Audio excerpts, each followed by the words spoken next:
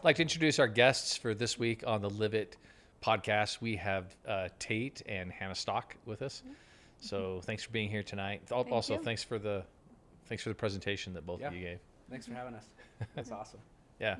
I know we've talked a little bit about kind of like the purpose of these podcasts, but it's meant to be instructive and helpful, get people to get to know you a little bit and maybe gain a little bit of a sense of what's under the hood with the stocks. A little peek behind the curtain. Yeah. Nice. So with that, I'll just if it's all right, let you introduce yourselves. Hannah, will you start off?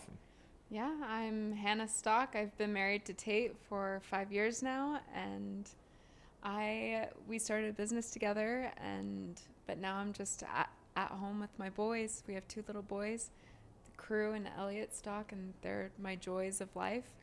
And Tate's part of that joy too. But I try to make it in. Yeah, I feel kind of funny in these chairs. They're so big right now that I'm like, hey, Tate, come on over. Like, truth is, we ordered couches custom for this set. They're supposed to be here a month ago, but I think they're awesome. But no, they so keep getting comfy. delayed. They're so comfy, but I'm just like talking about him, saying he's my joy. I'm like, oh, he's over here. It's like awkward reach out. Yeah, I know. But I'm happy to be here. Great. Yeah.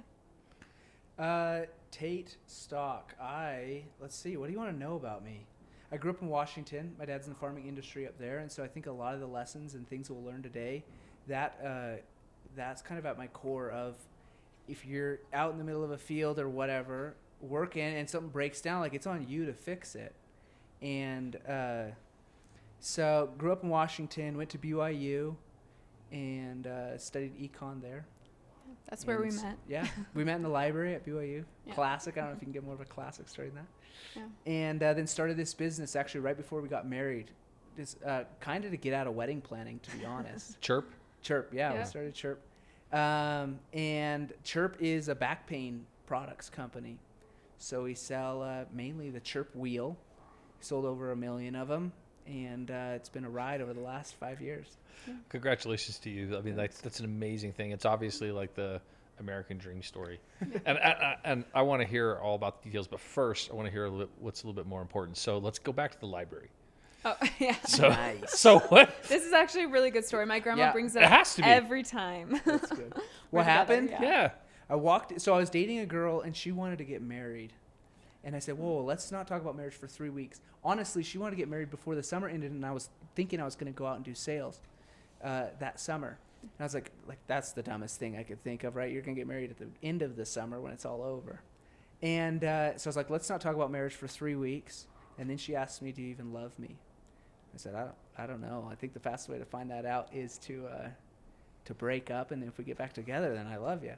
And I had 3 weeks, right? And I just prayed, oh, man, I hope I find my wife in the next 3 weeks. And then about a week into that, I went to the library to go study for a test and saw Hannah. And I decided on my way out I was going to ask her to go on a date.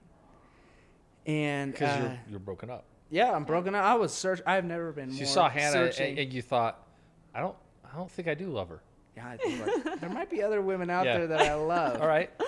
Anyway, so I sat down to study for the test, and it was like 30 seconds later, my buddy's like, hey, I'm studying for the same test at home. Like, let's just study together. So I packed myself up, and on the way out, I stopped by Hannah's table and said, hey, I think you're cute. I want to take you out sometime. And it was just that. Like, I didn't ask for her name or anything. And then I was I said... this is way too much sales forward, right? I'm just like, hey, I'm here to... Yeah. And I sell said, something. hi, I'm Hannah. Yeah, and then, what's your name? Yeah, I know. And then we just started talking, Yeah. took her out on a date, Yeah. went from there. All right. So from your perspective, had you even noticed him in the library before he came over? Didn't even notice him. I was honed in. Okay. So when he walks over to you, at what point did you even notice he was making a move? Oh, just as he caught me off guard. He said hi, and I look up and he's like, I think you're cute and I want to take you out. I mean, that was the move. It was a little forward. Did you find that off-putting? That he didn't ask your name first or say anything? Or Well, were you that's why was I jokingly said, hi, I'm Hannah, and then he backtracked and then just sat down right across from me and just asked all these questions about me, and he was super sweet. So that's why I did give him my number. So your first impression was? I was surprised. I was surprised by his Overly assertiveness. And yeah, I was like, yeah, you're cute. I'll go out with you. But And so, first date. The first date, I picked her up on my Harley, and I almost lost her off the back within like 100 yards of the house. I told her to hold on tight. She wasn't holding on tight enough, so I pinned it. and I literally almost fell off the bat. Almost also a move then? I think it was a smart move. Yeah. It was always holding on tight from then on out. Then we went and played tennis, had a picnic. And that was one of the questions he asked. He's like, do you play any sports? And I said, yeah, I play tennis. So he did his homework right before, That's true. So, yeah. Thoughtful. Yeah. Side note, when's the last time the two of you played tennis? Last week. Yeah. All right. Yeah, we played last week. All right, very good. So at what point did you think, yeah, I really like this guy? On our second date. Yeah? Can you point to any particular moment, or is it Yes. okay? But I felt like, so I wasn't officially dating, but I was seeing someone else at that time that I was thinking, oh, this is going somewhere. And at that exact time, things just kind of were falling apart with this guy. And he was one of my friends from like junior high school. And anyways, so I hadn't really taken a look at Tate. Even though I'd been on a date with him, I hadn't really like noticed him. And on our second date, we were just talking about our dreams. And I think that's what is still our favorite thing to talk about and do, is just our dreams. And he just asked me, hey, Hannah, what are your goals in life? And I just nonchalantly, like get married, have a family, achieve lots of things, And then I was like, what about you? And he just dove right in. Like, I was like, look, all right, we're going to have a Yeah. ton of kids. Yeah. And we're going to party. And we're going to be successful. And we're going to give and back he was a ton. speaking And my I was just language, and I was just like, I don't know, I okay, feel like this is the guy for me. Because it was just literally everything he was listing were things that I had previously listed of things that I wanted in my life and things that I wanted to do with an amazing partner. And so it was that moment that I was like, okay, I got to take a look at this guy. And things just it worked out. went from there. So It worked out. So you traveled a little bit in your youth. Remember you saying, and Yeah. you spent some time in Europe. So this person from your middle school, was that in England? no, Oh. no, that was here in Utah. Because Utah. I was here in Utah. And maiden name's Nelson, right? Nelson, yep. Okay, good. So when did you know, hey, first of all, I definitely am not going to see the other girl. Yeah. And this, at some point there has to be an epiphany that says, thank heavens. Hannah and the other girl are way different. So on the first date, I felt that relief of like, wow, this is someone that wants to go do big things and has a fast pace. And so it was pretty early on that I felt like it was going in the right direction. So. Okay, so we'll fast forward. You get your degree in economics. Have you finished your degree? Yeah, I did communications at BYU, emphasis in PR, public relations. Outstanding. So yeah. communications degree, emphasis in PR, Yeah. and then a degree in economics. Uh-huh. And then how long into your marriage did even the idea or the discussions of Chirp come along? So I started this business a month and a half before we got married, and it was actually to get out of wedding planning. Yeah. Because I was like, I got to do something, right?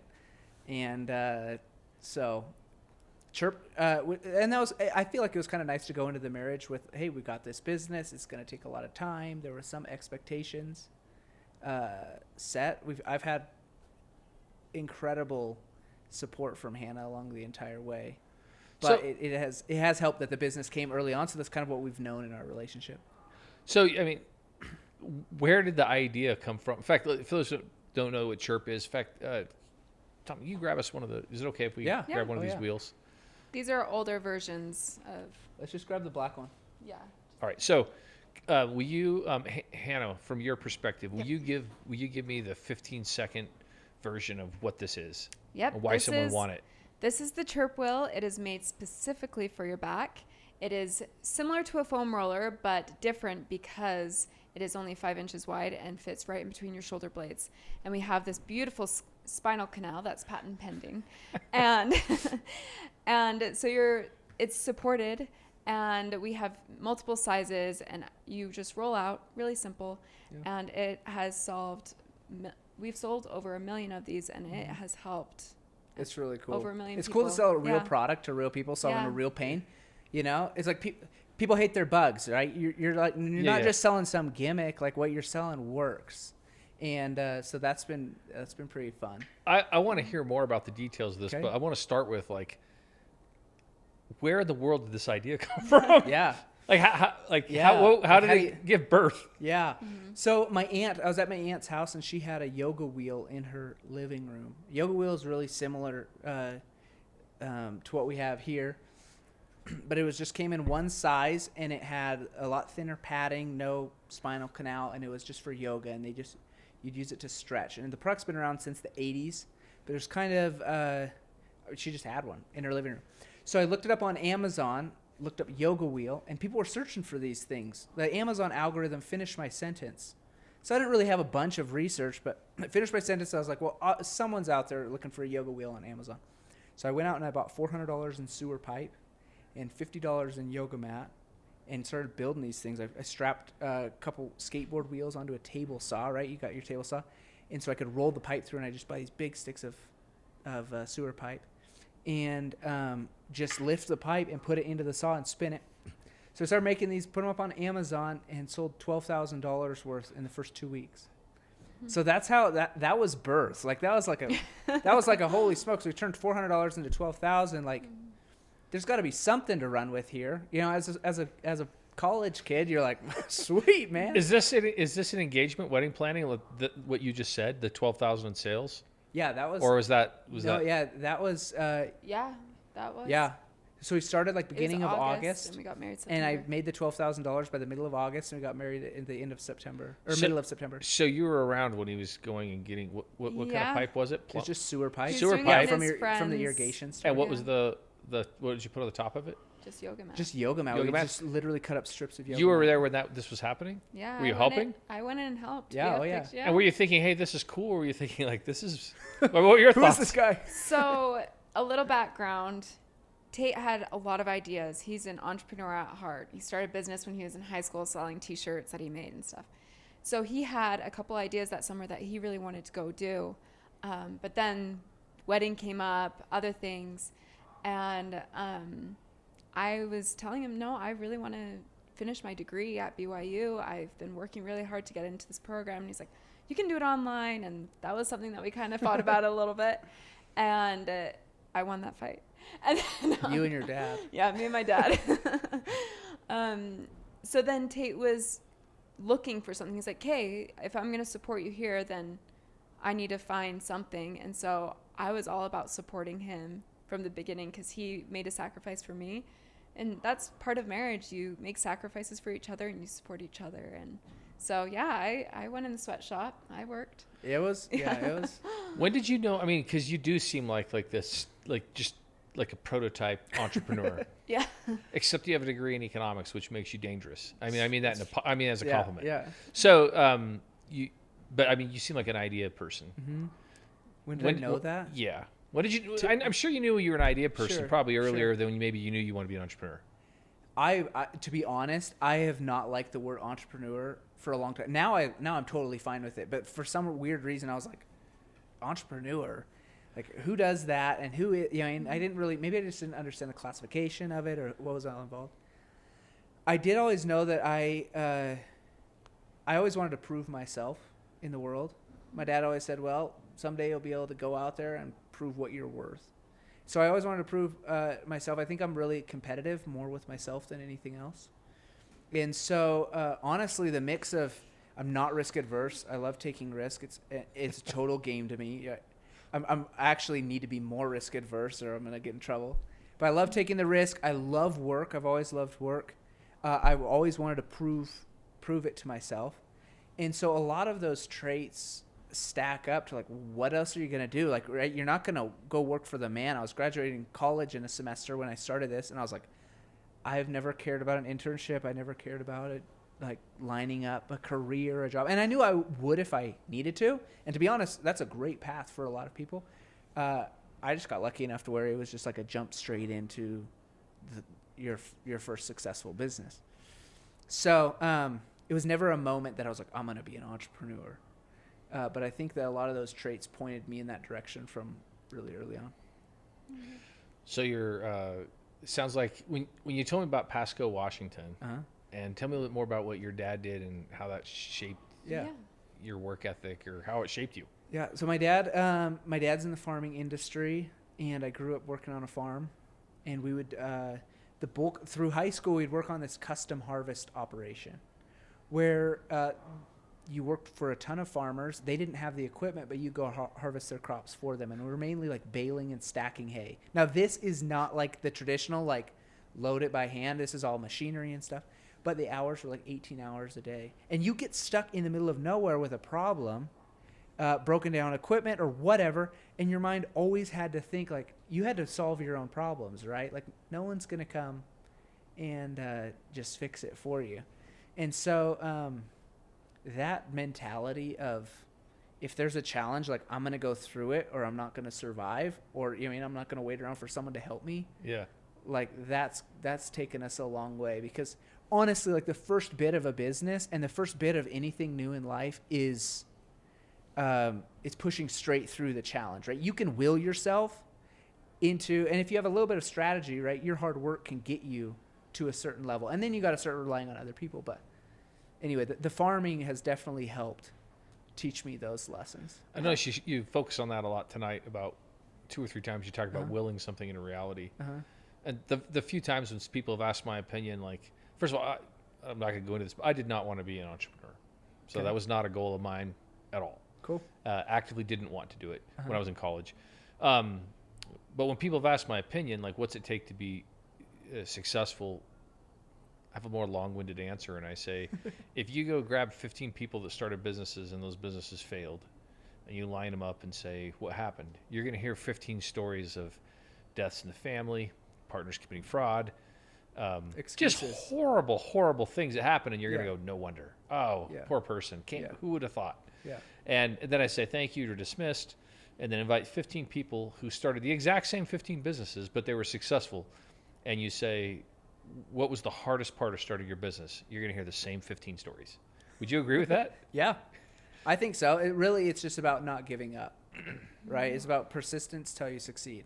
Yeah. And to be honest, those 15 successful people you talk to, they probably have the same 15 failures of the other guys. They just worked past it and they became a success. Exactly. Yeah. Because we've had some of those. Yeah. It's really like when you talk to a successful person, it's really just the stage that they're in. It's not... And their persistence. So, all right. So we're gonna move back in time, and we've now done 12,000 in sales. And you're thinking, it's going through your head. Hey, I'm like, oh, well, this works. Bingo, So I proved the concept. We just started buying more sewer pipe. After the 12,000, we actually got kicked off of Amazon because we had sold too many and we couldn't fulfill them fast enough. Right? We were too slow. So Amazon said, pause, you can't sell on our site. They didn't. We're like, we're a small business and we're crushing it for you, but Amazon doesn't. They don't care if you're making $12,000. Yes, you are small. Like, yeah, we've literally made $3,000 from you or whatever. Like you're going to treat the customer right, because that's what's more important to us. Yeah. If you're going to be late on your orders. Right. So we got shut down. That helped us because we transitioned a lot of the focus to, hey, we need to build a website. We can't just rely on Amazon. And then we got some products shipped into Amazon and just kept focusing on sales. And where we were focused was the yoga market, right? How do we sell more wheels to the yoga market? I hadn't done yoga before. We were launching this yoga certification. Hannah was teaching meditation classes. Like, we'd never done any of that stuff, but it was like we're just trying to make something that our customer wanted. So we did that for 2 years. That we really focused in yoga and made a couple $100,000, but it wasn't. You can't run a business. Like, and in our defense now, I actually love yoga now. Yeah, that's true. So I do love yoga. But definitely the chicken did come before the egg. Yes. Yeah. That's the truth. Yeah. Yeah. I did a lot of the social media at the beginning, and I think that's where we did a lot of our marketing with yoga, because yoga is very picturesque. Yeah. And that's a lot of influence. So you enjoyed, you weren't intimidated, you enjoyed doing those classes? Yeah. It was scary though. Yeah. You're like, I don't know what I'm doing meditating. Like, how many breaths do I take? Or Yeah, anyone but we that's- had a good copywriter, and she knew what she was writing. Yeah. She done yoga, so she Yeah. wrote it out, and I watched a few videos of other people. And We're so just I the ran it. opportunity Yeah. takers. How did you man. find the copywriter? This is awesome story. We had a lot of people work for us for either free or. Yeah, we pulled a bunch of free BYU interns in. Yep. Yeah, she was a BYU intern in the Okay. communications department with me. So. Yeah. So how'd you pull in free BYU interns? You just call up the intern office. You say, hey, I Post got your this company. great company. It's getting off the ground. Is that And to you, be- you did that? So it was your idea? Yeah. I was like, man, I need help, but you don't have money for help, right? So it's scrappy, but you're like, hey, do you got any college kids out there? I think I had listened to a book and they had said, hey, I got 20 free interns from this college. So I did that. A couple were good. I think I brought on like 10 though. And it was like, all I'm doing is managing people who don't know what they're doing from someone that doesn't even know what they're doing. So it was a bit Yeah. of a mess, but it was a good learning experience. Blind leading the blind, bumping It into was each a other. party Yeah. though, Yeah. because it was like It all was really friends. fun. in a Something got room. done. Yeah, Yeah, it was it really was fun. fun. Okay, so then your volume went at that point. You're still, man, are you hiring other people to help you, or are the two of you just in this sweatshop all day long? We had a couple people helping us. Okay. But there was, Where were you doing it at this point? we started in a barn, then we moved to this little warehouse, like the size of like a 1-car garage, maybe 2-car Yeah. garage. And then we moved to a little bit bigger of a warehouse. Had an office space on top. Had a a little one office room. space on top, and then we crammed Yeah. as many people. That was when we had the interns. Still sounds like a sweatshop. Yeah. It was a bit of a sweatshop. Yeah. You know, build as many of these things as you can, and then people upstairs are trying to sell as many of them as they can. We were growing outside of that warehouse, so then we had some tents that were Yeah, we were outside in of the the parking lot. warehouse that they were building outside in the tent too. So, I mean, it sounds like there's a little bit of like, here's the marketing we're doing, and now that's generating X amount of orders. Now we need to fulfill that. And you're always trying Yeah. to balance demand with your ability to supply, right? And really, I feel like Was that a weird dance? Yeah, marketing is always let out though.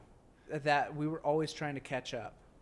We were always like the growth has been our biggest pain, but it's also, I mean, sales solve a lot of problems. Sell yourself out of the problem that you have, right? If you don't have any employees, get the sales, you can have the employees, right? And so that mentality has helped. That we were always sales driven. We still are. We did hit the roadblock though with sales in the yoga market. Yeah. There was a time that we started to plateau, and we're like, okay, what are we gonna do? Yeah, and is this just like a trending, like, is this just a trending product? And right, I can't build a business off of a couple $100,000 in as far as like a business that, you know, in an equitable business. You That's could- really interesting, so- actually. So, I mean, that's an issue, right? I mean, here you are. You've done a lot of things. You put in a lot of time and effort. You're focusing on the yoga market, and then now the yoga market, you said you saw it start to plateau. You're sitting here saying, I can't do a business. This gets to one of those things about where people quit that are entrepreneurs. we were Bingo, this is a there. huge. This is when people quit, right? Oh yeah, Yeah. oh yeah. and this then, is huge. but the stocks, We just kept on rolling, man. but Literally. rolling So how? I one mean, of- like if the yoga market's plateauing, either you got to make that bigger, penetrate deeper, or find a Yeah. different market. I think I know what you did. Yeah, what do you- So one of my favorite things to tell anyone that's starting off with a product business is to go sell in person, because there's nothing like selling to a consumer in person, and that I think was kind of the start of triggering ideas for us, because there was a Pinterest conference that we signed up for, that one of our employees that was actually paid, she said, hey, let's go do this. And so we went and did it, and we show up, and like no one was coming to our booth. No one wanted to try the wheel because it said yoga wheel, because everyone was saying, I'm not in yoga. And halfway through, I'm just like telling people, hey, come try this wheel. It's great for your back. It's great for your back. And suddenly by the end of the conference, we had sold out of every wheel, because everyone started rolling out and saying, oh my gosh, this feels so good on my back. And Tate did a conference with me just like that. A conference. Oh my gosh. Convention with me just like that. And we started selling these products just for back pain. And that's when we realized, like, okay, there's something in this. And it was hitting us right at that same time of, we're plateauing. What should we do? We're focused on marketing through influencers. Yeah. It's hard to do, and it costs a lot of money. And so we might have made a couple $100,000, but we spent a couple $100,000. Yeah. And like we're still like, the summer before I started the business, I did sales, and we're still living off that money. And we lived off of it for 3 years, and so I'm like, That was well, the door. That was selling pest control door to door. pest Yeah. control door to door. Yep. And so I'm like, well, if the business is like, we're still living off of that money, the business isn't even making enough to pay us, like, we've got to figure something out. I actually always thought, too, that this is like one of the reasons yogis used it was to roll out their back and stretch and help with their back bends. Yeah. And I was like, that to me is like the core purpose of this product, is to roll out your back. So we did that. We got our customers to validate the switch to back pain. We got reviews from yogis saying, my husband used this and loves this for his back. Then we started talking to some health professionals, and we went to a physical therapist conference, and they helped validate, like, yeah, it seems good. Like, it's called a McKinsey flexion method of like stretching your back this way versus forward, right? Because your vertebrae are going to move both directions. So we went for it. It was like 2 years in, and we just switched all of our marketing, and we tried to get it as far away from yoga as we could, and just into back pain. Like, this is the best thing for your back. This is the simplest product to use for your back. And sales just like we went from a couple $100,000 to $4 million in sales in less than a year, just from the focus. But you have to also include that was when we also revised the product at that same time. We hadn't revised it yet. It was the original. We were literally selling the same. We were Is it that wheel over there? Yeah. Yeah. You want to grab it? That. So it's, I think yeah, let's see it. Thomas can get it for us. So go ahead. So we literally sold the exact same wheel for over a year.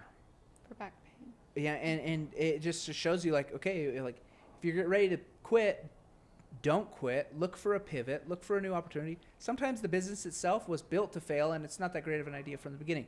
Totally fine. Switch the idea, and keep moving in some direction, right? Just don't stop in the middle of the road. So we switched to back pain, and our sales were just like, I think the first month we did $50,000 in sales. Our first month we were like, holy smokes! And then we got That's 3x 200,000 like, over a year, smokes, right? Yeah. And we were actually making money, and we got this marketing company to do some advertising for us. And anyway, by the end of the year, we were moving like 5,000 units a day through holiday season. Same product, same sweatshop, just a lot bigger. And this is before you added the. This was before we changed it. So we're like, okay, sweet. This thing's moving in back pain. This padding's too thin. It's too heavy. I don't want to run two businesses, because the manufacturing side was like another business, right? It was a pain. So we moved everything to overseas. They made it 100% PVC free. What is it made of now? This is ABS core, and then they use a foam, lighter, like a compression sensitive foam. Mm-hmm. And we made this spinal canal in it, and now it's like, we had the idea to switch back pain, we did, but now we have a product that more matches it. And of these, we've sold well over 1 million, and our return rate's like crazy low. It really works. We have great It's like 2%. feedback. Yeah, it's like 2%. That's fantastic. So yeah, and that wouldn't have happened, right, if we just quit. And we're like we were looking at, like, Lululemon was doing good, and so we're like, should we make some yoga pants?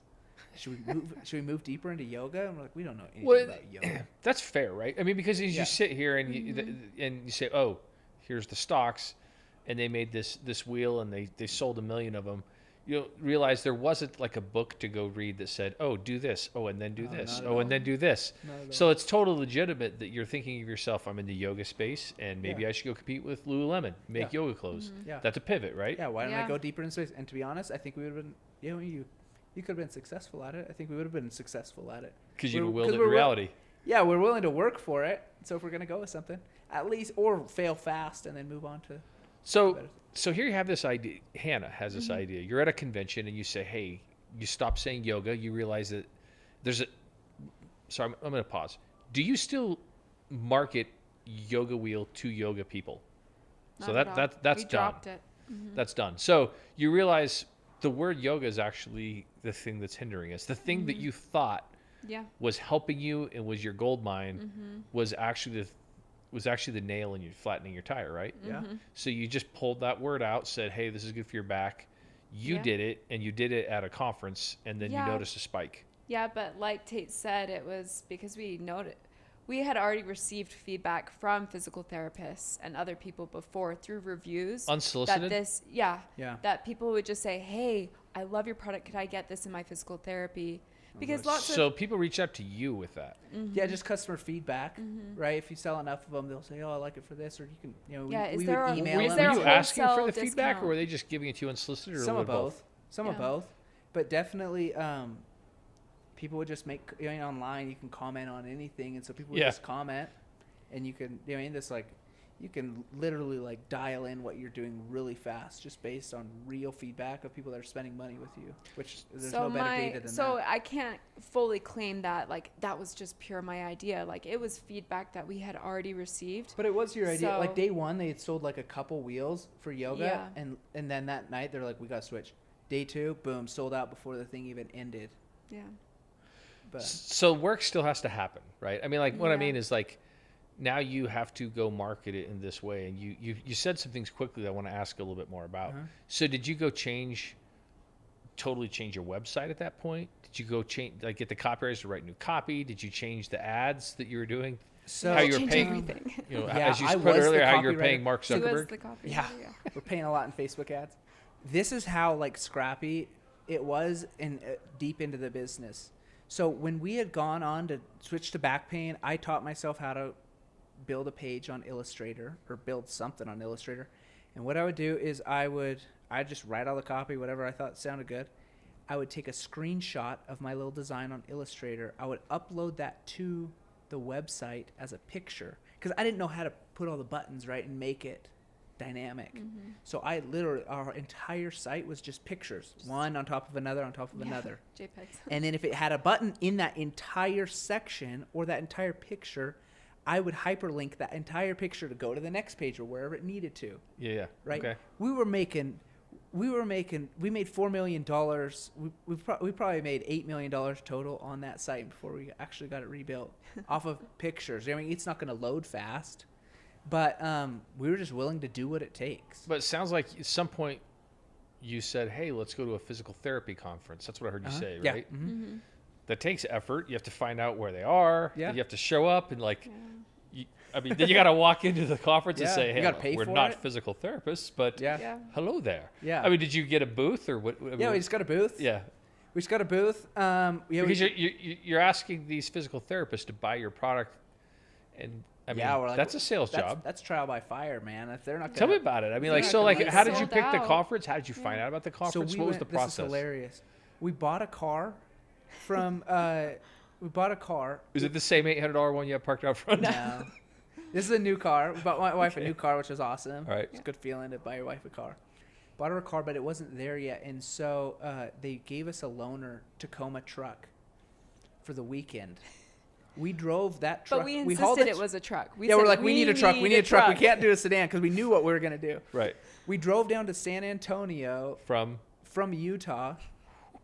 Yeah, 18 hours straight. Did the conference and then drove back in the rental truck. Hauling I think a I put like trailer. 3,000 miles on their truck. They loved you. What the heck did this guy do over the weekend? Anyway, so we drove down there. But yeah, business is pay to play, man. You gotta take guts and reinvest, right? We probably spent $5,000, $10,000 on this to get a spot at the place, and we're just hoping, hey, we're gonna drive down, we're gonna haul a bunch of wheels with us, we're gonna hawk as many wheels as we can at this conference, and hopefully it covers the cost and validates our ideas, and we make a buck. Stayed in the cheapest, sketchiest hotel.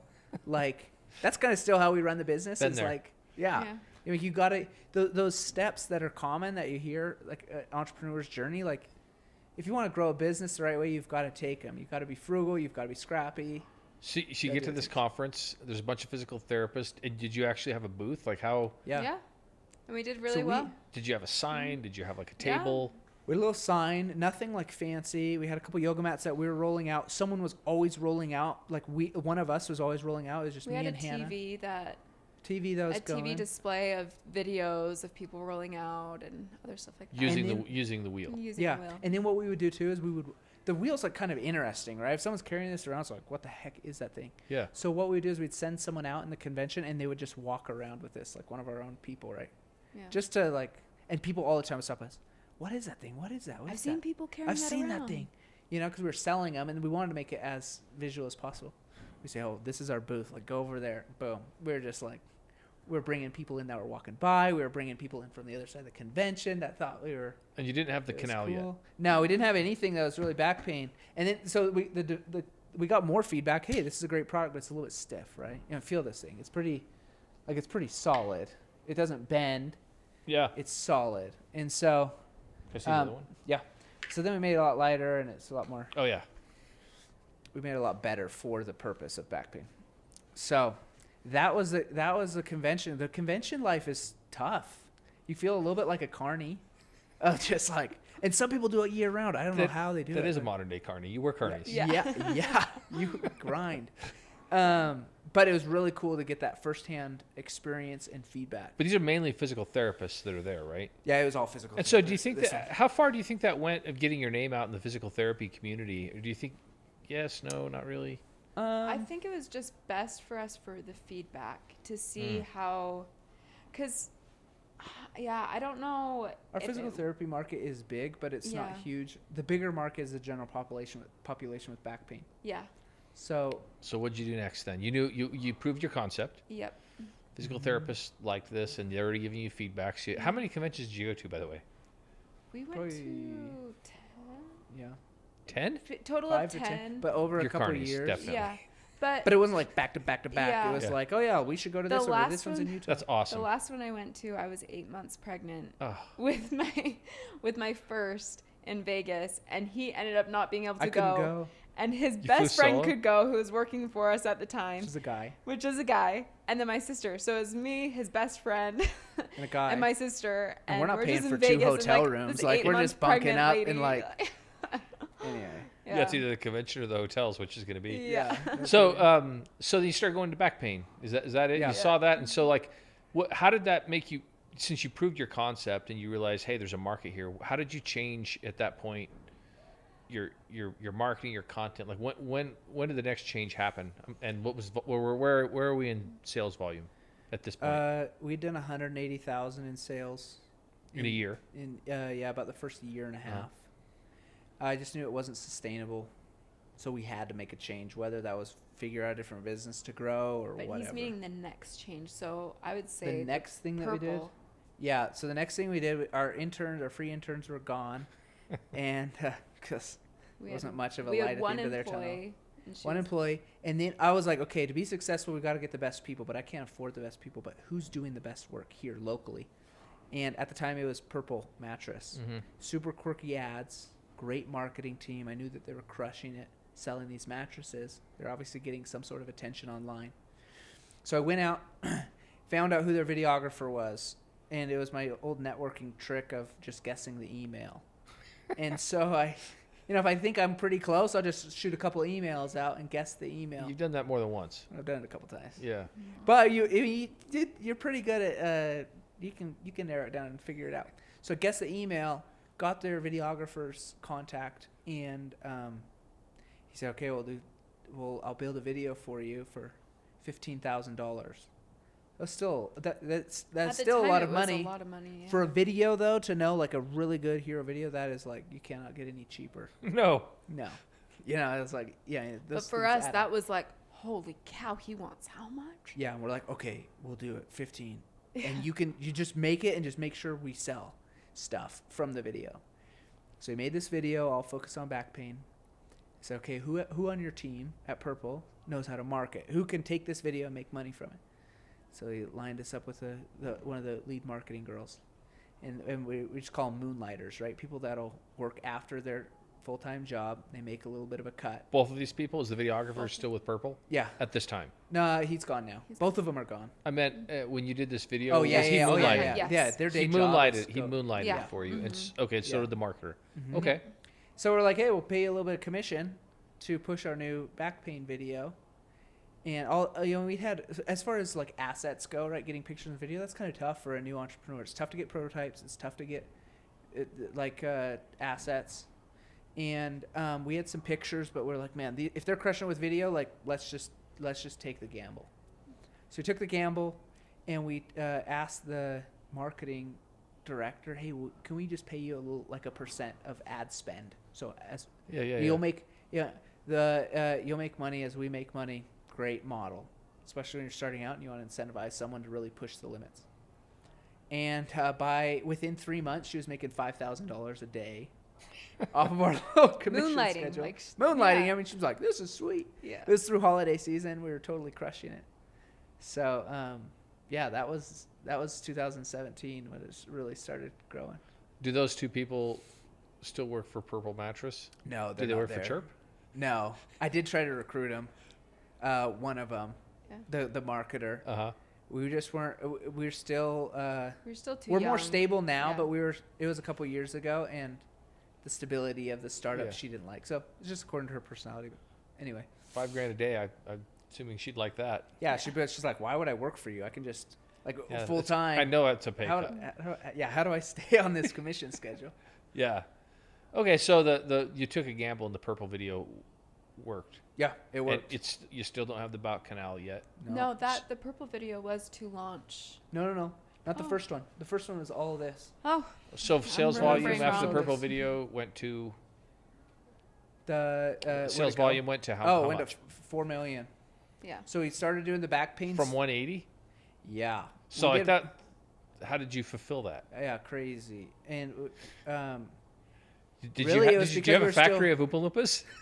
We had our sweatshop, man. Yeah. So we just got a bigger space. We had 60 people working around the clock. Where'd you find them? a big key to success KSL? is being in a college town as well.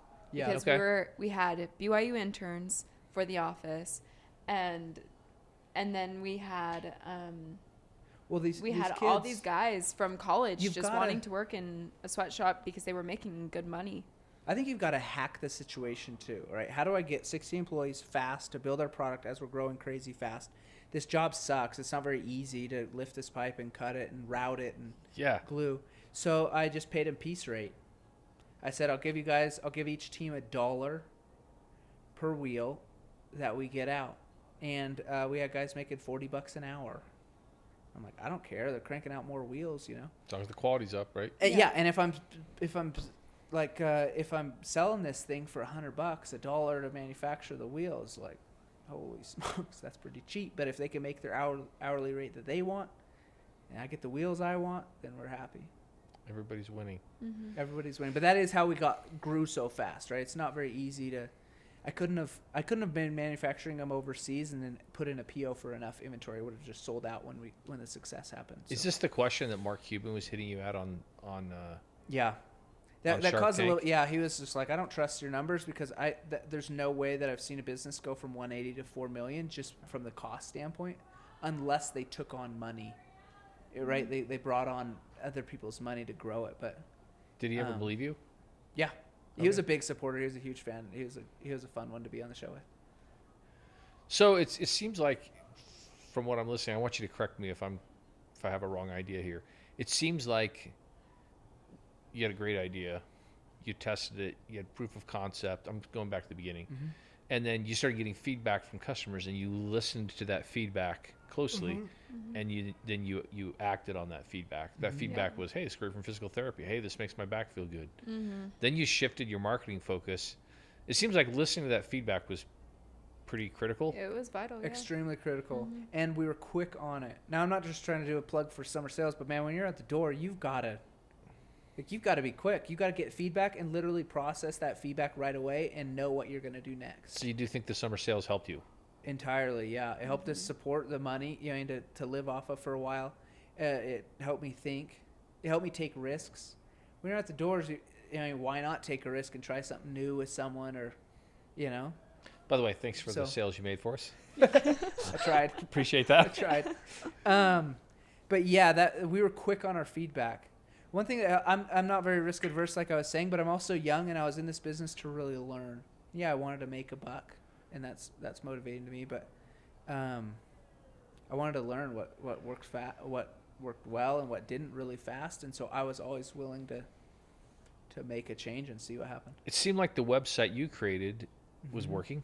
Yeah. Like that was Good seemed enough. like. I mean, the way I heard it, it sounded like that was sort of pivotal in like a phase of growth. Yeah. And it sounds like the willing to go find top talent, which it sounds like you did with the Purple people, Purple mattress people you hired. Yeah.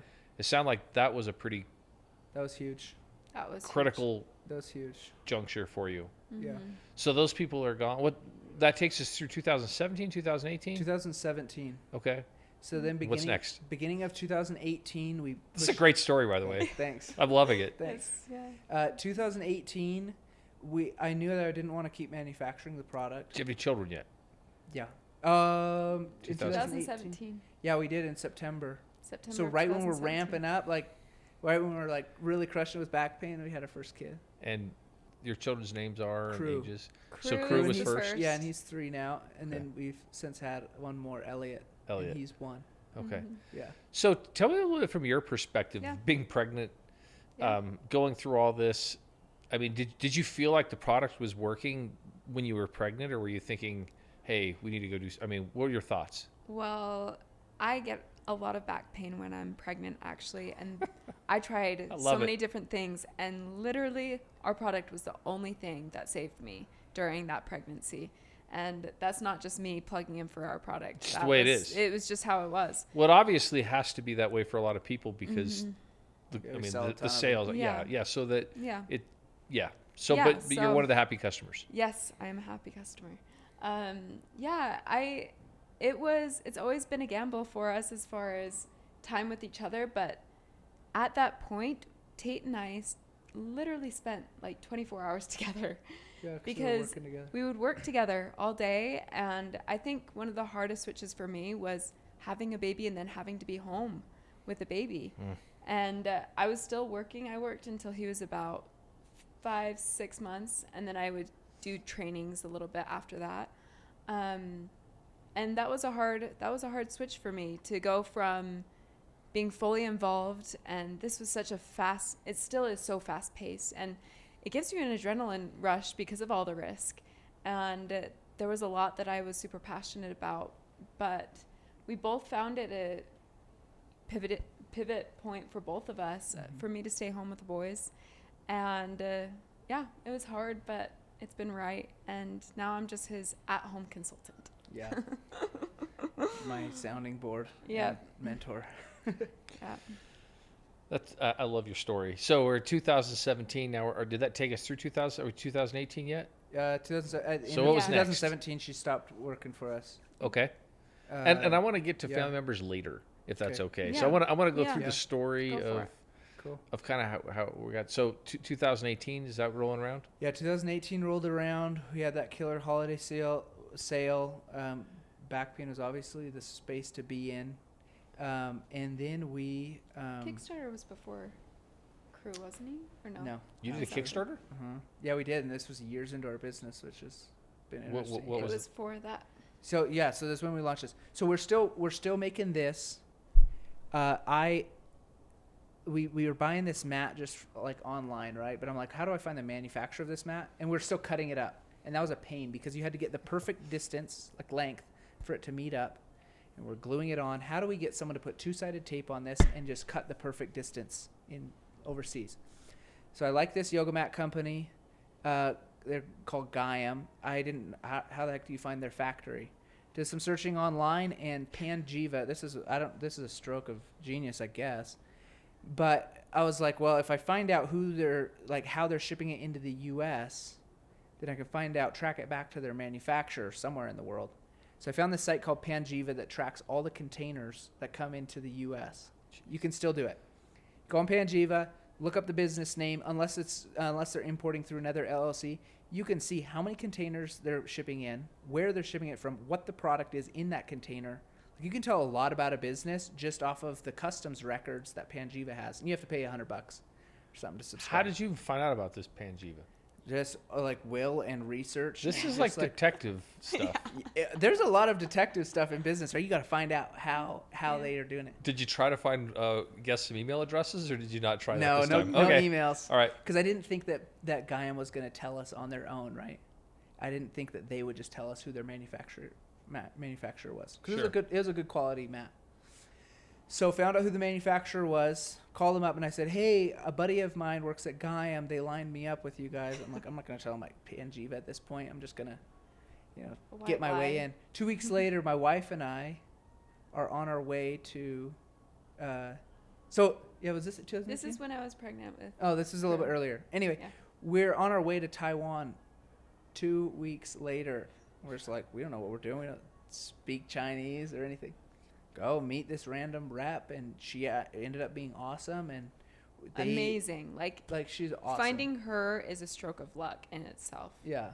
Amazing. She helped us manufacture, source the mat. I would say self-made luck. I mean, I Yes. hear you. We but lined it up. Yeah. But everything that you're doing didn't sound like it just fell in your lap. Yeah, you have it's to true. go out. Yeah. Yeah.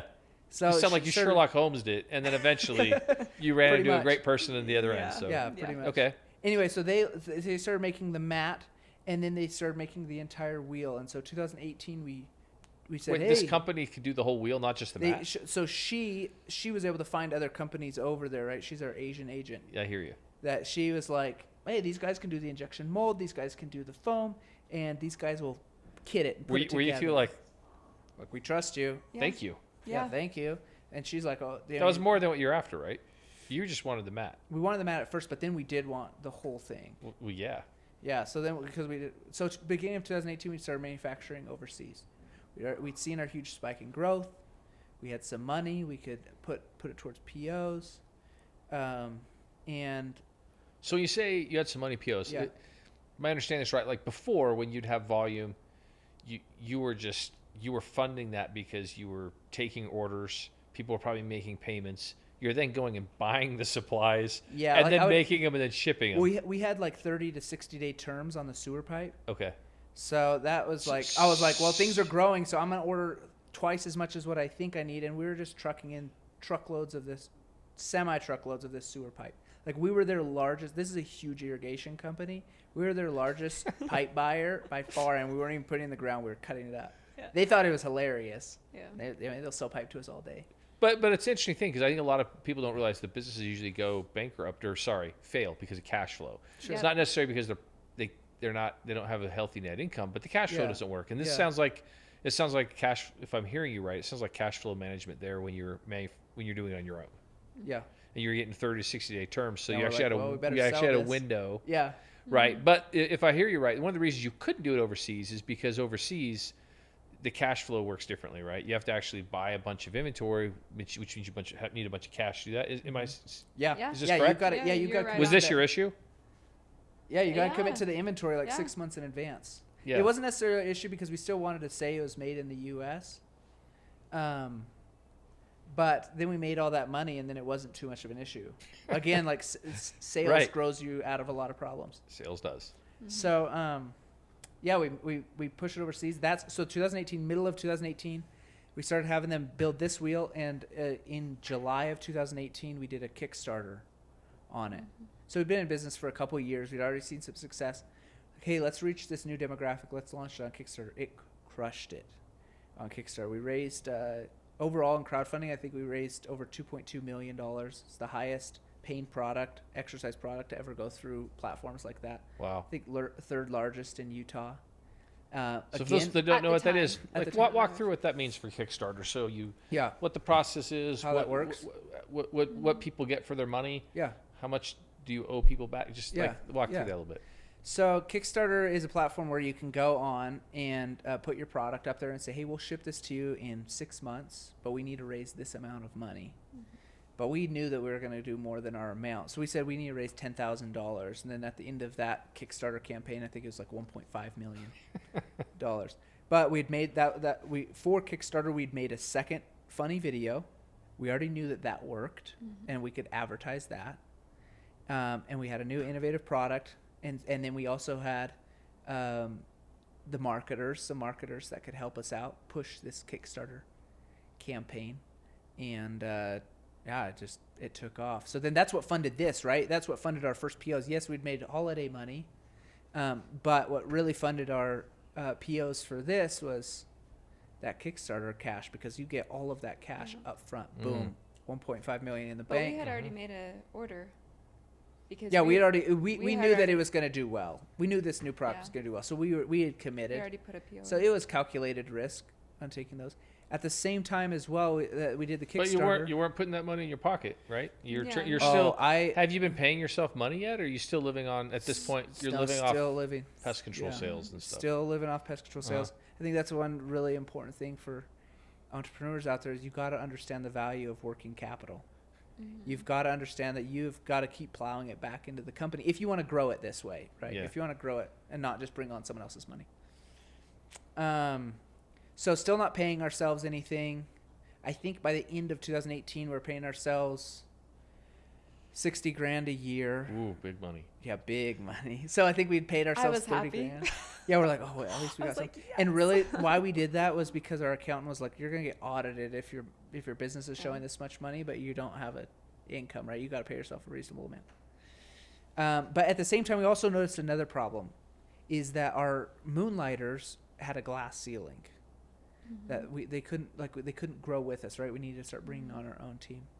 And so that's when, like, finally, years into the business, we started bringing our own team.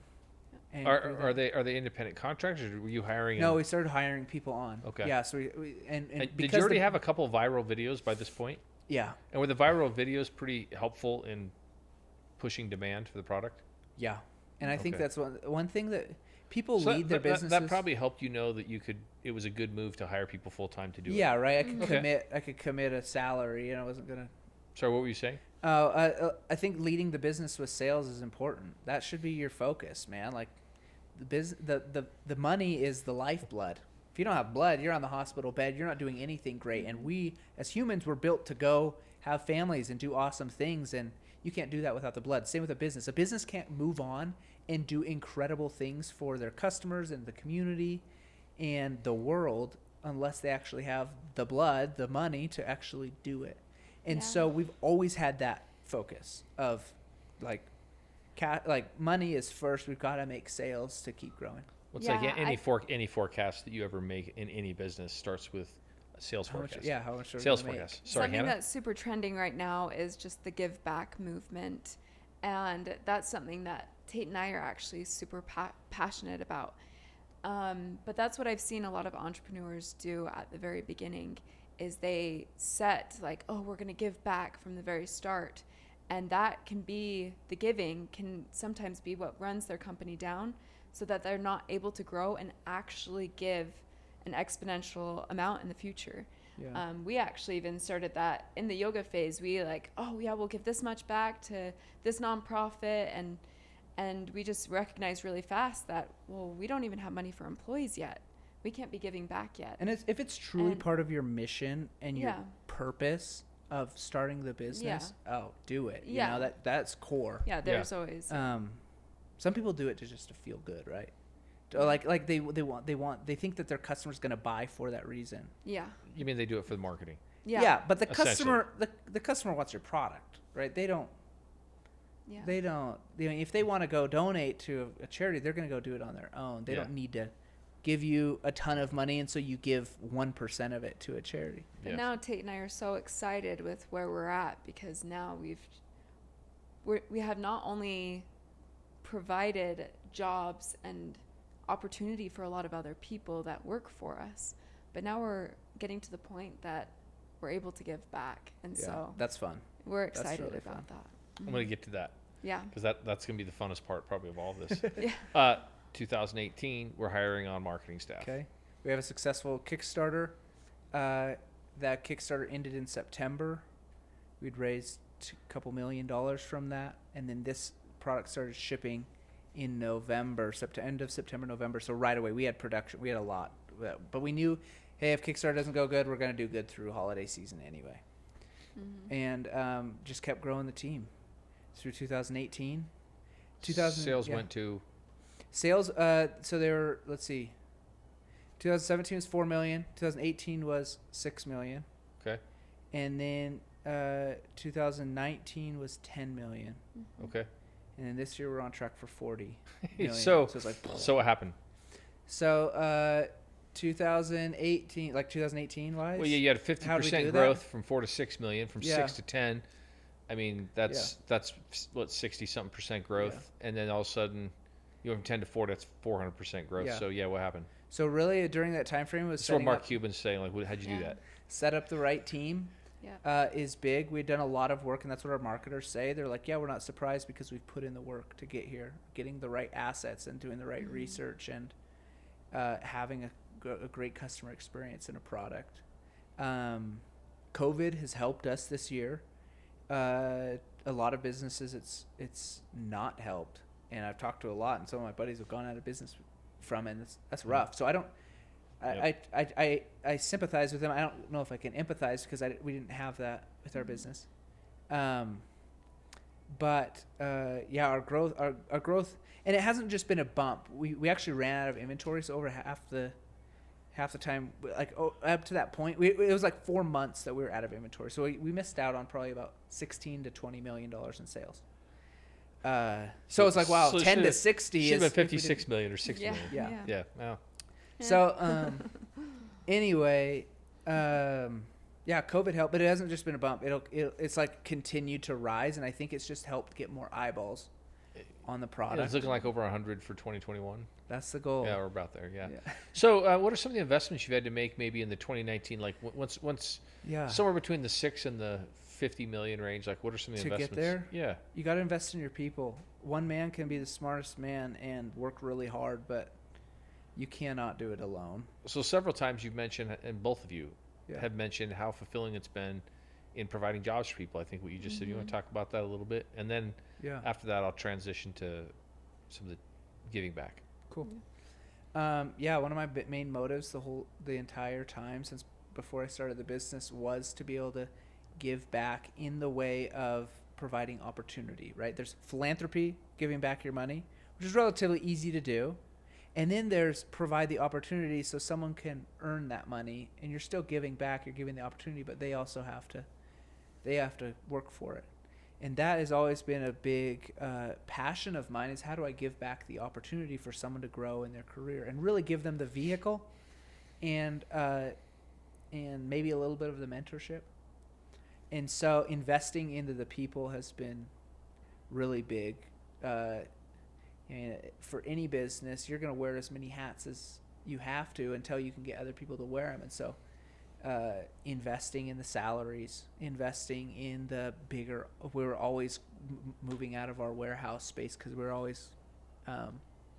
just outgrowing it. And so those were a couple of the big investments, probably, is just the people and the space. Any other big investments? Continuing to work. You can't just decide one day you don't want to do it anymore. I've always felt that that one of the more sacred duties and responsibilities that entrepreneurs have, if they view it that way, is developing people. So because I know a lot of people talk about giving back, and we all do it. We have our causes in our business that we feel passionate about, that we give to. I just think that we need to look at how we're treating our employees, and like how when you say mentoring, providing opportunities, isn't that giving back? I mean, isn't that an important way in which we give back? To be honest, I think that you are probably the number one person I can think of giving back in that way, of how you've changed the sales industry and how many lives have been affected by Jason Walton. Is like, yeah, I studied under him.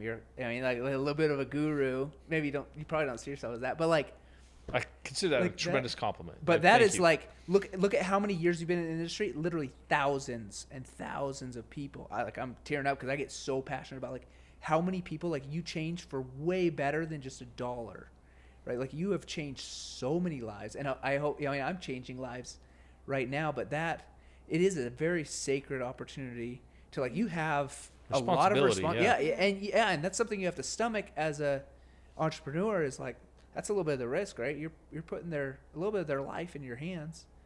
Not a little bit. It's a You're putting a large lot put. of in your hands, but then the satisfaction of actually taking care of them and really going on and doing bigger things than what they even did with you is like awesome. You're like just like the ground roots of getting stuff going, getting their mind thinking in the right direction, changes lives, and that's I love that how you phrase that. I mean, it's a sacred opportunity. I think it is. And here in Provo, people seem to be hyper focused, at least in my business, on the sales part. Yeah. Whereas so the most rewarding conversations that I've had are like that email you read from your employee. You said, "How are you doing?" And she gave a very thoughtful response into the opportunities you were giving her and how she was developing as a person. Some of the best communications I've had are from my field experts who service homes, from my office experts who work in the office, and way more importantly, when I have the opportunity to hear from their wives and their husbands and their children. It is the best. That's awesome. So that I think we need to consider in that sacred responsibility is like when we are bumping into other people's lives and we're in a mentor role because you're the entrepreneur that's employing them. What effect do you have on them? Like you rub off on them in what way? How do you shape the value system of other people? And I've really enjoyed listening to you both, not just now, but also when you were speaking, to realize that was some of the things I was the proudest of to hear you talk about is how both of you take that responsibility very, very seriously and realize that is one of the, I feel that's one of the main ways we give back, because you're helping shape people's moral compass, their value system, and also their sense of self. Like when you're helping these, like that woman, I sensed that from that email that it changed her self-esteem and how she felt when she woke up in the morning, and just how it changed, and it seemed like it changed very much for the better. So well done. Thanks. And look, there's like your life, like that's what you have, right? That's everything. And so when you can change a life, it's not just change an income or change their car or whatever. Like when you change someone's life and you impact their life as a whole, that's their entire experience on earth that you're bettering. Like there really isn't much bigger thing that you can affect. And everyone in their household. Yeah. And everyone that they'll bump into. Yeah. You're setting this group of dominoes in motion. And one of my favorite things that Tate says is there's a quote that goes around that business isn't personal, right? And Tate's like, that couldn't be more false. Because I hate that. I hate it. Because business don't take it personally. So I'm like, what are you talking personal. about? Yeah, don't take it personal. It's just business. I'm like, what? And it's like, no, people sacrifice their lives and their time away from their family and everything else, their passions, their hobbies, to work, and so it is very personal.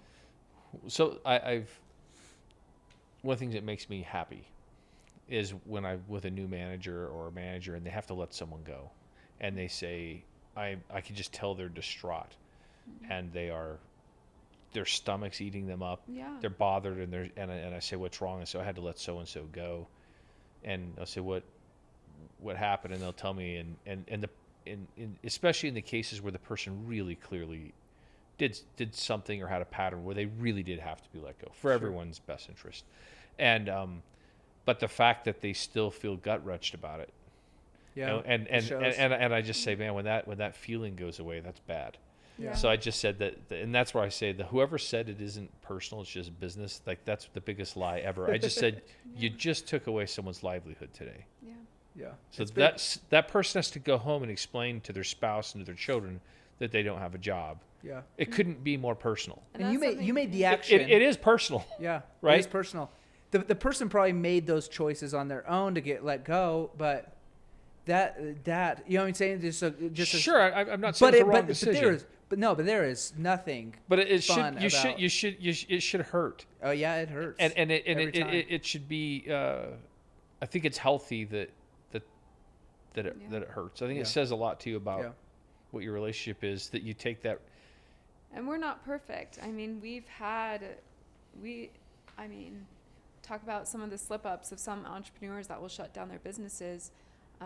We've had slip ups with hiring family and friends that we thought our relationships were strong enough, and it put our relationships to the test, and been so difficult, and still to this day is stomach wrenching, and it's just nothing fun. I don't know. I think our view on how personal business is has grown so much more because of these experiences, because it has personally affected us, of having people come work for us, and it's hurt us too.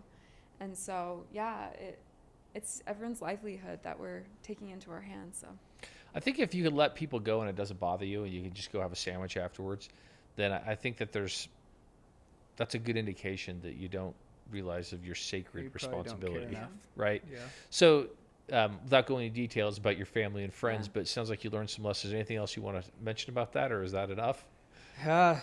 Just make sure things Because are it's clear common. from the I hear it beginning. from entrepreneurs all the time. Yeah. So, You got to use what you've got at the beginning, and a lot of times it's family and friends. yeah. Just make sure that's a clear work arrangement from the beginning. contracts are really good. Contracts are good. And yeah. I think the number one thing with family and friends that where we've gone wrong is you rely on the trust of your relationship, but you're a friend with that person not because of their business ethics or their habits, and you're not like so close with your family member because of how they run their life. And so contracts and having those limits from the beginning really support that relationship and protect it. And those were things that we didn't have. And so there were mix-ups and miscommunications that have been grudges for people. And Yeah. so it's Painful. been hard.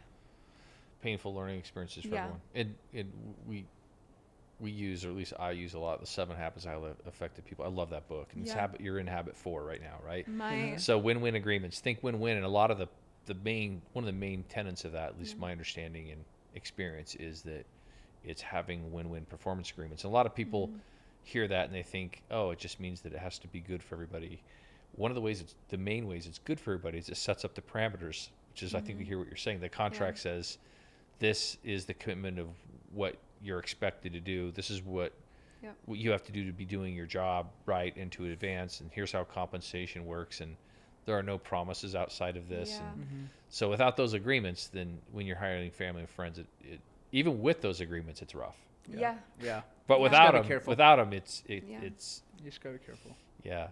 So. So you've navigated through those waters, and you've learned a few things. It sounds like. Yeah, always learning lessons, but in that field, I think that hopefully we're not too many more lessons to learn. Well, I hope Yeah. that those grudges are able to be mended, and I hope that there's healing Thanks.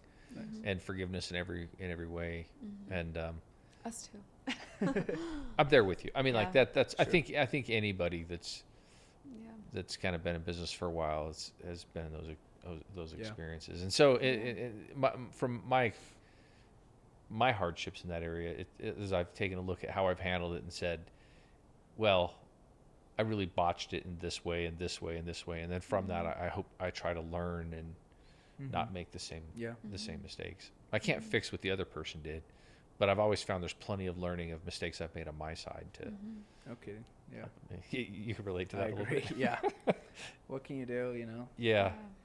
That's something but that learn from it. Yeah. I've always The had worst thing- enough reasons to point the finger at myself. So Yeah. And the worst thing you can do is move on without pointing that finger and learning yeah. on your own. So. Yeah.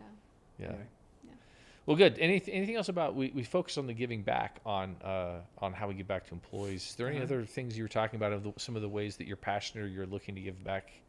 Other We than have that some way? in the works that we've been Yeah. kind of talking about of things that we want to do that. So Hannah's, we have. Feel free to keep them close to the vest. So once we get No, it out no, there, no, it's out yeah. there. So No, we've talked about it a little bit.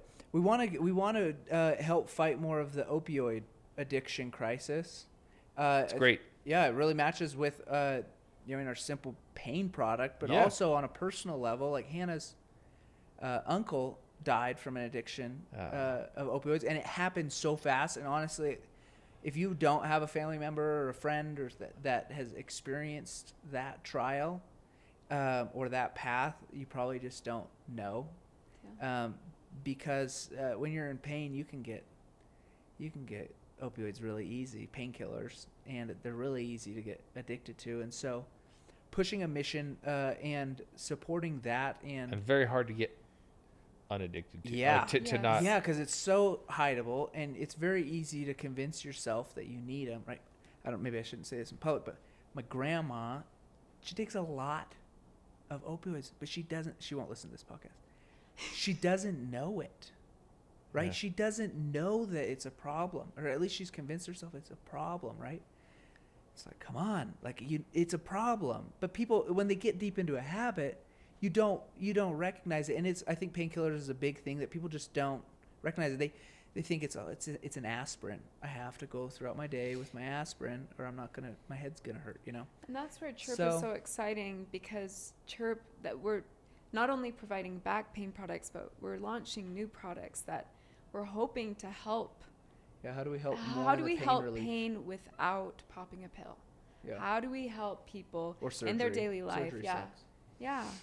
So, Of just being able to, that's where live we're life going. more happy and not. Are you talking about those products yet, or is there some launch announcements later down the road that we can hear Yeah, about? we're coming out with a muscle cream, Oh, Yeah.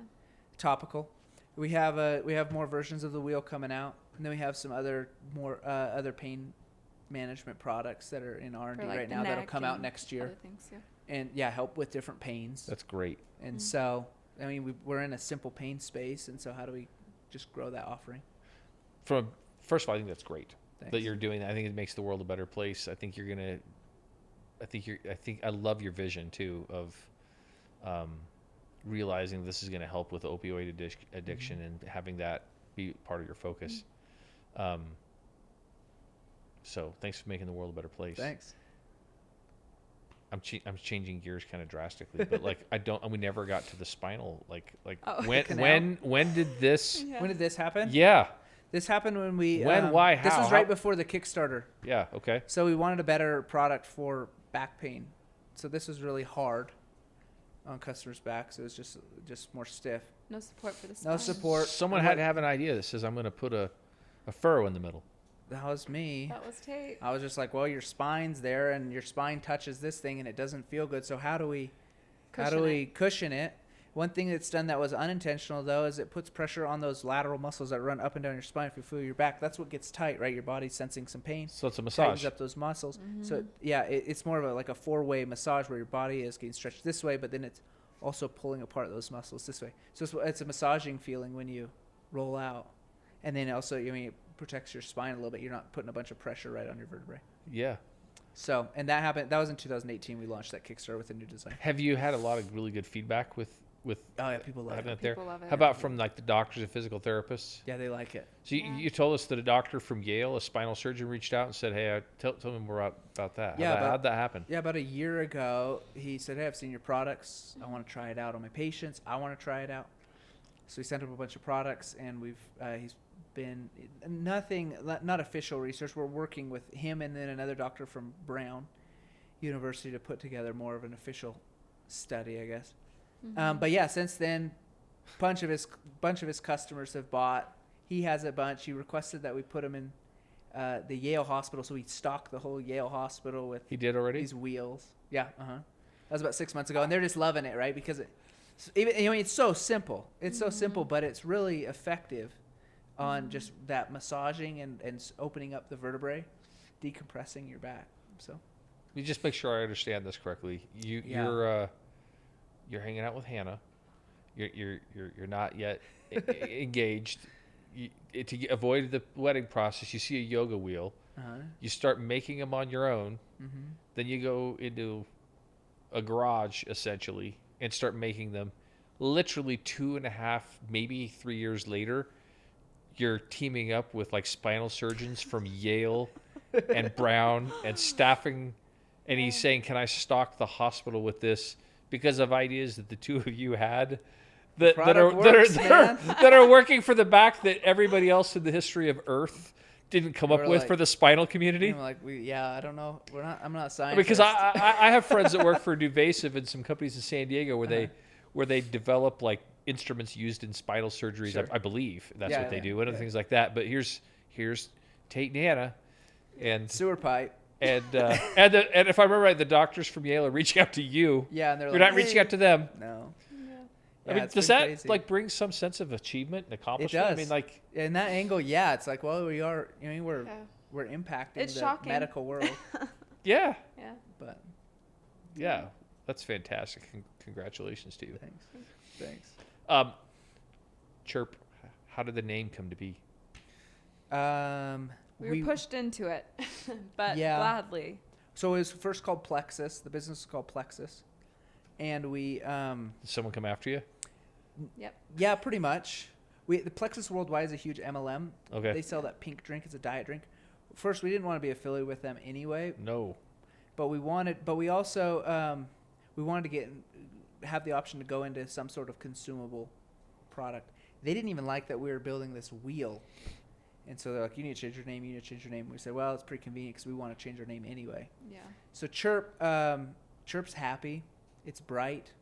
I wanted a feeling of a California morning, that you wake up, you get the relief, you feel good.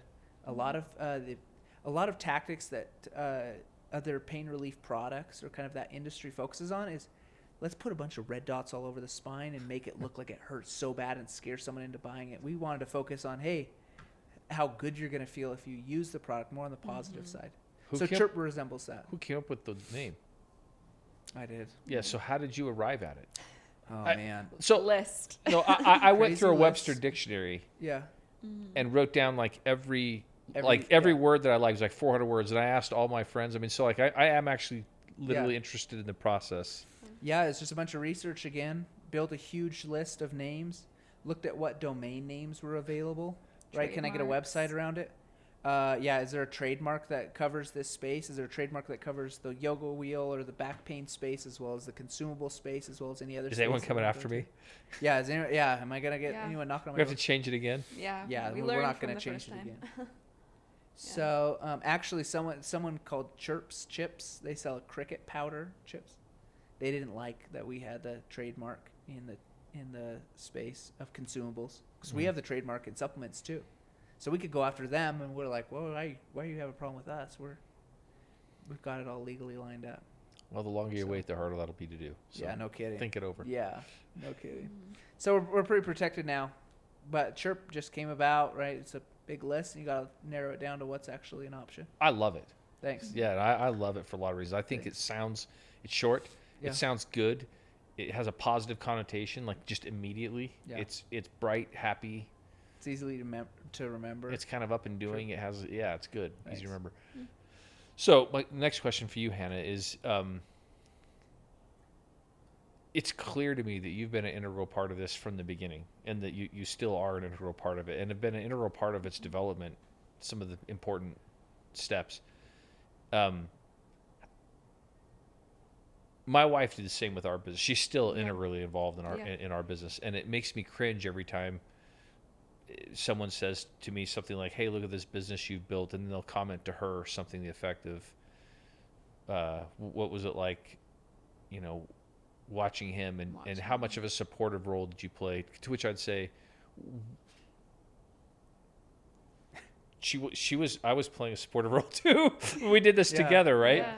And so, like, I'm just curious: do you ever have any cringe moments like that, or when people comment about that, you say, "Actually, we did this"? Yeah, I sometimes get defensive about it, but Tate really has been he's the passion behind it. There's been times where I'm like, yeah, let's sell this thing. I'm done. So he's the reason why we're still here. But yeah, I feel like when you have dreams like this, you have to do it together, and you do have to pick each other up. And there's been times where Tate's come to me and he's like, I'm done. And I'm like, no, we have not sacrificed this much to not just like throw in the towel. And so I don't know, I'm in a very different role. I'm not the working mom. I'm not going into the office like he is every day. I'm not working with the employees every day. But it's a lot of prayers and a lot of talking together, a lot of discussions. Yeah. And I think growing a business too is a lot of dreaming, because you always have to, especially being an owner and the CEO, you have to have vision. Your employees are doing your day-to-day, but you have to have vision. And that's something that I'm grateful that he still lets me participate in together, that we talk about the vision all the time. And it's a constant discussion. And so now I do get comments a lot like, oh, you work at home, like you're with the kids. But I feel just as part, just in a different role. And Yeah. I really Yeah, you've love been my role. very integral. So I think it's beautiful that Yeah. you come to that here at the end, because I feel like that's where we started back on date 2. Yeah. Was that you asked Yeah. him, he asked you what you wanted, you told him, then he started talking about his dreams, and then together you started dreaming together and having a vision. yeah, And it seems like it's our you've favorite done- thing to do you've done together. exactly what you talked about on that first date. Like Yeah. exactly. Yeah. Second date. No, Yeah. I think a lot of people have dreams, but you got to have the work. You got to make dreams happen. Yeah. If you build it, they will come is a very false statement. They will not come. You cannot just build it and they will come. You have to build it and then you have to drive it there. You can't dream it and it'll come. Yeah. You got to dream it and then make it happen. And so I think both of our personalities and both of our habits and work ethic have just made that happen, right? We dream really big. We want to do big things, Yeah. but we're willing to back it up. So Clearly. Clearly. And like I said, there's been times where each one of you have said, I think I'm done. And the Yeah. other one Yeah. was, we're like, no, hold on. yeah, Yeah. hold on. Stay in this. So whose idea was it to go on Shark Tank? Shark Tank called us up. Yeah, Yeah. that's right. They came to you. They Just came like to the us. Yale people. That's how it always works. Well, if you get out there and you keep working hard enough, the opportunities start falling, you know? Well, people start talking about how it's lucky. I would just say, like, it wasn't lucky that the Forbes people contacted you, and it wasn't lucky that Shark Tank contacted you. Yeah. You two did some amazing things. I also think, And it was in their best yeah. interest to contact you. And it was, I'm just going to be blunt, I feel it was in Forbes' best interest to be associated with your brand. Just like it's in my Thanks. best interest to be associated with your brand. I think it was I think it's I think anyone listening to this podcast is in their best interest to listen and glean and learn from your story. And I just think a lot of luck was made here. Yeah, that's true. I think that you I don't feel like it was raining I luck think, on you. No, you manufacture it Yeah. and it starts coming. It's not, so if you look at a little bar graph, it's not like going, and then boom, you're huge successful, right? The luck hits. It's like, no, you're working for that success the entire time, and then it comes, right? It doesn't just happen. So they reach out to you. How? They send you an email? They give a phone call? Did they guess your email address? Email. Yeah, Probably. I think they reached out to our customer support Okay. email. Said, hey, we want you on the show, but you still got to apply. So, we went So through it's the just whole- producers or low-level producers. Yeah, They're just combing casting. to find Just casting, yeah. people. They probably looked at a lot of stuff you're doing. It's Okay. like and scouts for sports. so Yeah, what was the they gotta find process that someone. you? Had to go through video application process, fill out a bunch of paperwork. Did you even want to do it? Some people told me not to. They said your company's too big, you're not going to get accepted at the end. But I was willing to take the risk. Mm-hmm. It took a lot of time, but a lot of things take a lot of time, right? You got to invest and not know if it's going to pay back or not. Were you both in favor Yeah. of Shark we were Tank? both Yeah, pumped. I had definitely. applied twice before, just through you just send an email, you just send Just like to a see fill what out a would form. happen. Anyway, so yeah, we got then we made it all the way through. It just aired this last month. October 30th is when we aired. Was there any this learning season. experience or something interesting through that process, or? Through the Shark Tank process, it was probably that investment. You got to invest the time to make it out. But it's been great for our company, right? The publicity and the experience of being on the shows. And was Lori the? We made a deal with Lori. What? Why Lori? She's been the most successful shark on there. She Yeah. has a lot of similar products to ours, so we thought it was a good fit. Makes sense. So Yeah. yeah. We really hope the deal goes through, but because Yeah, we're we'll still see. in due diligence with her, so Sure, but it was a good But- experience. Yeah, it was awesome. a great Yeah, it experience. was Yeah. awesome. I think that's fantastic. Anything else that you'd like to talk about? No, I think we covered it. That was Yeah. that was the That full was- story. That was the full story. Yeah. Thank you so much for agreeing to come here tonight. Thanks for the great words of wisdom Thank and you. inspiration that you shared with our team Thanks. and with their friends. And it's just been an honor and a privilege of learning more about your story and hearing from you tonight. Thanks. Best wishes to you, Tate, Thanks. and to you, Hannah Stock, Thank and you. to your company, Chirp. Look forward to seeing what great things happen in the future with that and also with your family. Thanks. Yeah. Thank you. Thanks, Jason. It was Yeah. awesome to be here. Yeah.